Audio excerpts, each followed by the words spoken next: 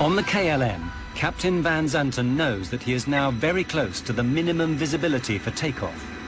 There's a good chance he's going to be trapped on the ground, forced to spend the night at Los Rodeos. Not an enticing prospect. Christ, bloody weather. Class, give me takeoff speeds. Okay, the V1 will be 120 knots and the VR is 135 knots. I'm preparing the frequencies, 139 and 138.7. Lights on. Affirmative. Strobes as well. Of course, the people in the back have no idea about any of this. The way that everything is clicking into place. That's it. Just one last hop and we'll be there, okay? Goody. Is it going to be a long holiday? Just like last year. The only thing which might alert them is the fact that the view from their windows is now down to just a few dozen meters. Where's the wing gone? It's hidden by the fog. What? A frog? A big green frog? Don't be silly, just calm down.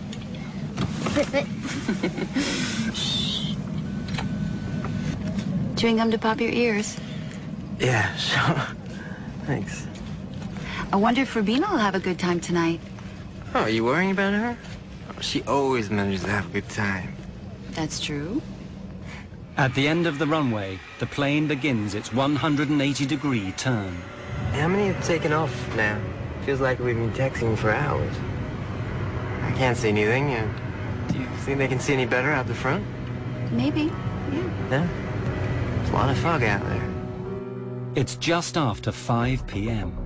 The two aircraft are now face to face, a kilometer apart, unable to see each other in the fog.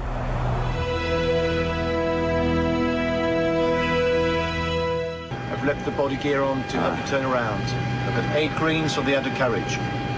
Wipers on. Lights are on. I said wipers on. All right, there you go. Okay. KLM 4805 is now ready for takeoff. We're waiting for ATC clearance. KLM 4805, you're clear to the Papa Beacon. Climb to and maintain... ATC clearance is the route the aircraft intends to take once it's left Los Rodeos. But it's not permission to take off. That has to be obtained separately. Las Palmas VOR. Roger, sir. We're cleared to the Papa Beacon, flight level 90. Right turn out 040 until intercepting the 325. We're going. No! Stand by for takeoff, I will call you. And we're still taxiing down the runway. Pan Am 1736. Pan Am 1736, report runway clear. Okay, we'll report when we're clear. Thank you, 1736. He asked us, were we off the runway? And I responded back, negative. We are still on the runway, but we will report clear of the runway. That was the last thing I said over the radio. Let's get the hell out of here. Yeah, he's anxious, isn't he? Yeah, and now he's in a rush.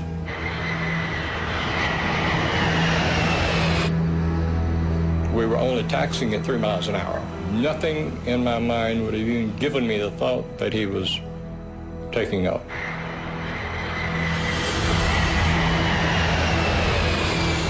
Isn't it clear then? What do you say? Isn't it clear the Pan Am? Oh, yes. The die is cast. With every second, the KLM is going faster and faster. At the same moment, the Pan Am reaches the number 4 exit and begins to turn off the runway.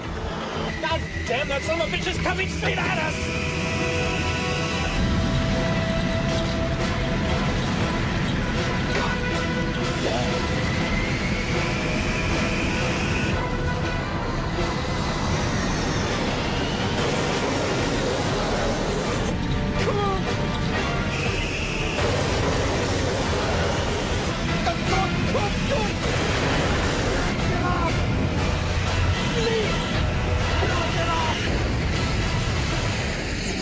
When he hit us, I didn't think he'd done us that much damage because the airplane very quickly shuddered. The first thing was this huge, loud noise, and the only thing I could liken it to is as if each molecule of air exploded. That's the way I thought of it afterwards. It just was so loud. At first, I thought they had gotten to us, the bomb, and it came up and slammed down. The lights went out and flames came through.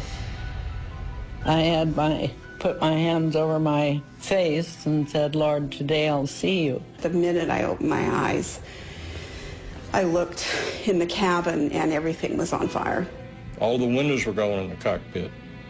I looked out to the right wing was on fire. I looked back to the left. We had 28 people in the upstairs lounge. The lounge was no longer on the airplane. It was just a big hole there. And I could see all the way to the tail of the airplane, just like someone had taken a big knife and cut the top off. People were just sitting in their seats. They weren't moving. I don't know why. Yeah, in normal circumstances, you're supposed to wait for a command, but it was clear you didn't need to wait for a command in this situation. There was fire, and I shouted to Suzanne, fire on the wing. She ran back to my exit and saw Suzanne standing there, getting ready to open the door, and just saw the door crumple like cheap tinfoil. And I thought, oh my God, we're trapped. I was staring at the door, and I yelled, unfasten your seatbelts, remove your shoes, leave everything, come this way. And as I stared at the door, a jagged hole seemed to open up in the roof over the door. And the next thing I knew, I was outside that. I don't know how I got out there. Joan was standing there yelling, Suzanne, take my hand. And I was standing above the level of the door on fuselage rubble pieces. And I leaned down and said to Suzanne, give me your hand. She grabbed me out with one hand. I mean, I don't know how she lifted me. And then we were standing up on top of almost on top of this airplane. And I thought, it's really a long ways down. If we jump, we're going to break our legs. We were on debris. It was like ice flows, big chunks of fuselage kind of moving all around. The engines were starting to disintegrate already. We could hear them disintegrating and throwing metal. I lost Joan's hand very quickly, so I jumped. And it seemed like the leap from a second-story building. The captain, he elected to jump down in the first-class section of the airplane. And when he hit the first-class floor, the floor collapsed and he fell on down into the cargo area. It was so hot that the oxygen bottles exploded and burned him very badly, as a matter of fact. It was a survival mode that kicked in, and it was just get out of that airplane. I didn't stop to think about how it happened. I went to where the door would have been, and I left my wife seated. And then it came to me, what am I doing?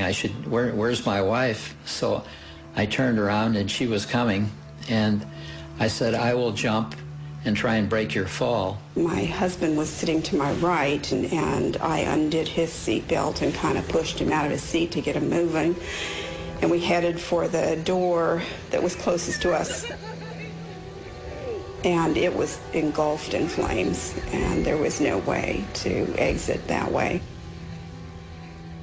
I looked over, and at some point, someone had opened the other door, which was amazing to me. And I just yelled over here and headed toward the door on the other side, which was, again, the wing door.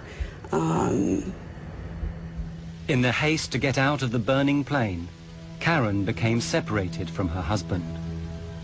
He died in the flames.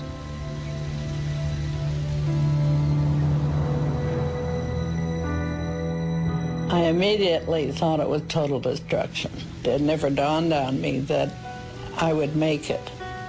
But I thought, hey, do something. Don't just sit there, do something.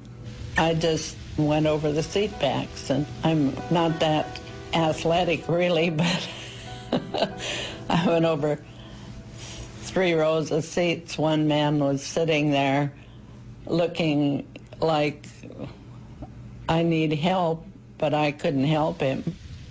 When KLM hit us, all communication stopped.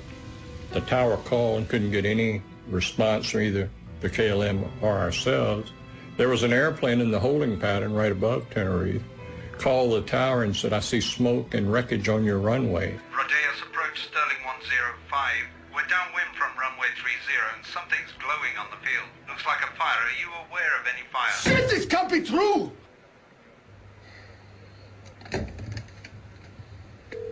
Come on, come on! Come on, come on!